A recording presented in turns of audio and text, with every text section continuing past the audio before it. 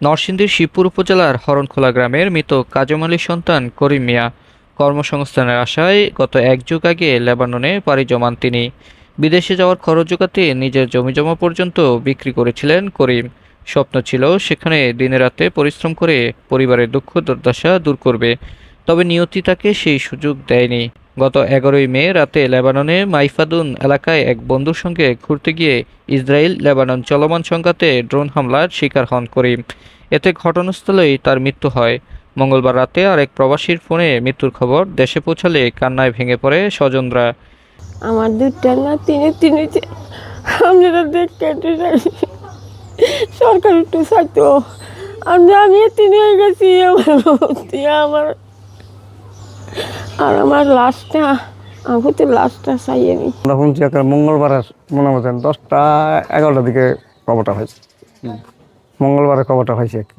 আর পরে মেলা পরে আমরা যাই হোক টানা টানা গেছি, কাগজপত্র কিছু লইয়া গেছি, গিয়াছি করছি ডায়রিয়া করছি আর কি টানা একটা করা লাগে, জিডি করা লাগে না, পরে করছি।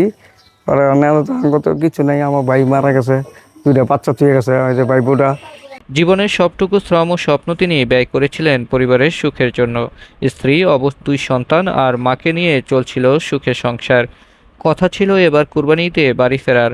সন্তানের জন্য জমিসহ বাড়ি করে দেওয়ার স্বপ্ন ছিল তার।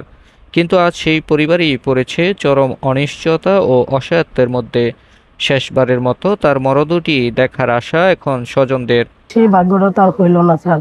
আমরা এখানে যাবো, আপনারা তো দেখতেই পাচ্ছেন আমাদের পরিবারের অবস্থা ভালো না। আমরা প্রায় একটি ঘরে 60 জন মানে খাওয়াইয়া ওনার কামাই ছিল, ওনার বিদেশে টাকা পয়সা দিলে আমরা চলতে পারতাম, আর নয়তো চলতে পারতাম না। এখন তো সেই গাছটাও চলে গেছে স্যার। আমরা সরকারের কাছে আবদার করি যাতে যদি আমার স্বামীর লাশ ওই দেশে পাইয়ে থাকে যাতে দ্রুত বাংলাদেশেও পাঠায়। আমার ছেলে মেয়ে যাতে ওনার বাবাকে দেখতে পারে, ওনার মা যাতে ওনার সন্তানকে দেখতে পারে, আমি যাতে আমার স্বামীকে দেখতে পারি। দরিদ্র পরিবারের পাশে দাঁড়াতে সরকার ও সংশ্লিষ্ট কর্তৃপক্ষের প্রতি আহ্বান জানিয়েছেন এলাকাবাসীও। এই লাশটা যেন ওনারা পায়, সরকারের কাছে আমরা আবেদন জানাই।